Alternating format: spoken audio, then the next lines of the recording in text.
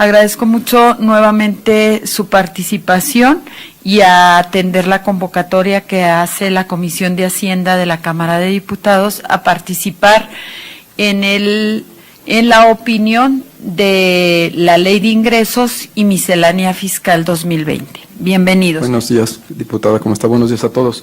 Vengo representando a la Federación de Cámaras Nacionales de Comercio, Servicio y Turismo del Estado de Baja California. Son 4 cámaras que se encuentran en donde dicen que empieza la patria.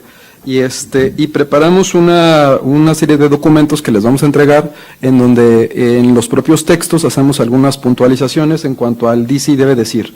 Pero ahorita lo voy a tratar de manera conceptual, sobre todo por el tiempo que tenemos para abordar los temas.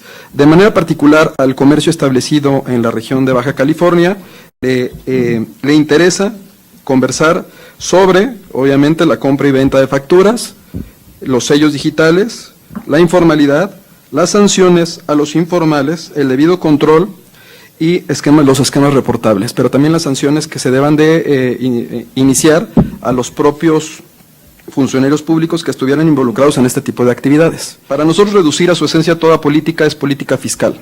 ¿A quién, cómo y por qué le quitamos cuánto? Para darle cuánto a quién, cómo y por qué.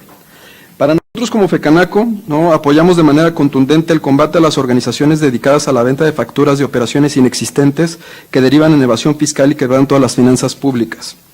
Pero, considerando que las organizaciones que se dedican a la venta de facturas falsas, de manera directa, las que están incurriendo en una situación tratando de defraudar al fisco federal, es procedente que se les llegue a considerar parte de la delincuencia organizada y que realicen conductas contrarias a la seguridad nacional.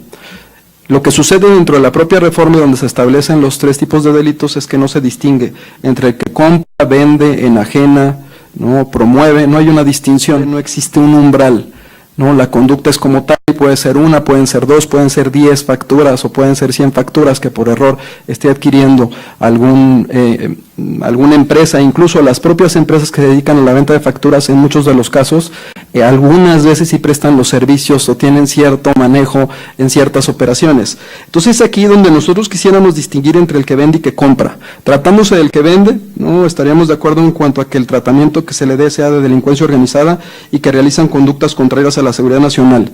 Pero tratándose de la compra o adquisición de facturas falsas con ánimo de evadir el pago de impuestos, que ya constituyen un delito fiscal, más no un delito de delincuencia organizada ni un delito en contra de la seguridad nacional. Estamos de acuerdo con el combate al contrabando y a la defraudación fiscal, incluso mediante el aumento de las penas previstas por la legislación actual a dichas conductas. Consideramos contrario a principios constitucionales que para incorporar al catálogo de delitos que conllevan prisión preventiva de oficio establecidos en el artículo 19 de la propia Constitución, se incorporen como delitos de delincuencia organizada y contra la seguridad nacional al contrabando en su modalidad de evasión y a la evasión fiscal. Esto implica sujetar a quienes se imputen tales conductas a reglas de excepción a garantías individuales, consideradas como derecho penal del enemigo, que implican, entre otras condiciones, prisión preventiva obligada, intervención de comunicaciones y posible infiltración de agentes encubiertos en sus respectivos entornos empresariales y sociales. Eso es por lo que hace a los delitos. A nosotros estamos buscando que se distinga la conducta y que exista también un umbral en cuanto a en qué condición, el comerciante honesto estaría sujetándose a este tipo de situaciones o estaría siendo una excepción. Por lo que hace a los sellos fiscales, que también vienen en la reforma, consideramos viable el aumento de supuestos para que el SAT bloquee el certificado de sello digital. Ojo, lo que se considera como medida que atenta al comercio es el aumento de 3 a 10 días hábiles para resolver aclaraciones de esta índole. Eso nos preocupa, porque son de 3 a 10 días, nos podemos llevar hasta 20 días hábiles sin poder operar la empresa, para que pueda aclarar. Asimismo, para privilegiar la garantía de audiencia, se debe considerar un periodo de 10 días antes del bloqueo para que el contribuyente proporcione a la autoridad información que desvirtúe los motivos de la sanción del bloqueo del certificado de sello digital. Un negocio puede ponerse en riesgo si no puede realizar facturas electrónicas. Con respecto a la informalidad, nosotros identificamos que parte de la reforma está enfocada al tema de la defraudación fiscal, contrabando y lo de las facturas, pero queremos puntualizar algo que no vemos que se encuentre contenido en el espíritu de la reforma que se está impulsando. Opinamos que una forma de combatir la defraudación fiscal es combatiendo la informalidad.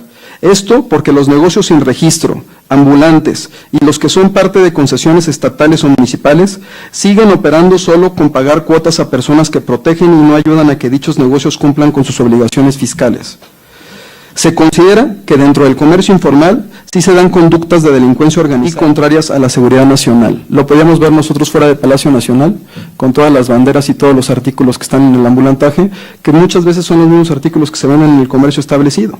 Y ahí, pues a lo mejor pudiéramos pensar que pobres de las personas que están vendiendo estos artículos, pero finalmente es como el iceberg, esa nada más es la puntita que estamos viendo al que trabaja, pero hay toda una industria atrás respecto a este tipo de actividades que se encuentran realmente en la informalidad y que no vemos integradas en esta reforma. Ahora, respecto a las sanciones a los funcionarios, que nos preocupa mucho el criterio que pueda aplicar el funcionario respecto a un ejercicio de facultades de comprobación y definir si efectivamente incurre en el delito tanto de defraudación como el de compraventa de facturas o el de contrabando, porque finalmente ahí tendría que existir una querella por parte de la autoridad. Entonces, insistimos que las sanciones a los funcionarios que participan en los actos relacionados con los factureros y que cometan excesos o abusos de autoridad deben tener una inhabilitación de por vida por su acción y por abonar en la defraudación fiscal que provocan las operaciones simuladas. Y es aquí donde nosotros buscamos un antídoto. Si bien es cierto que existen estos esquemas que están generando una situación en México que no queremos todos, ¿no? También es cierto que debemos incorporar dentro de la propia norma el que en caso de que el funcionario se demuestre que de fondo cometió una indebida apreciación de los hechos y eso llevó a que el contribuyente perdiera su vida, su libertad y su patrimonio, ese funcionario también tenga una sanción igual o similar o superior. Y por eso estamos pidiendo la inhabilitación de por vida de aquel funcionario que derivado de esa indebida apreciación nos lleve a una situación que afecte al comercio establecido en México. En cuanto al debido control, ya es de explorado derecho que en otras legislaciones se encuentra contemplada este mecanismo y estimamos necesario implementar la cultura del debido control dentro de la norma fiscal, siguiendo el ejemplo del Código Nacional de Procedimientos Penales y el Código Penal Federal. Esto ayudará que el cuidado de la salud fiscal de un comercio exista de manera más sólida, para así minimizar riesgos de caer en los delitos que en la presente reforma llevará a nivel de prisión preventiva de oficio a los comerciantes establecidos. Se tiene que establecer un mecanismo de compliance, un mecanismo de debido cumplimiento en el cual puedan existir atenuantes a este tipo de situaciones. Eso lo tenemos que reconocer en la propia norma. Y finalmente, en cuanto a los esquemas reportables, si ustedes recuerdan, las primeras resoluciones misceláneas se dieron en los 90s, en la época de Gil Díaz, y constaban de 30 reglas. El imperio de la ley actualmente ya no existe. La resolución miscelánea es de más de 900 reglas y la de comercio exterior es de 517. Todos están mandando a lo que se establezca mediante reglas el servicio de administración tributaria.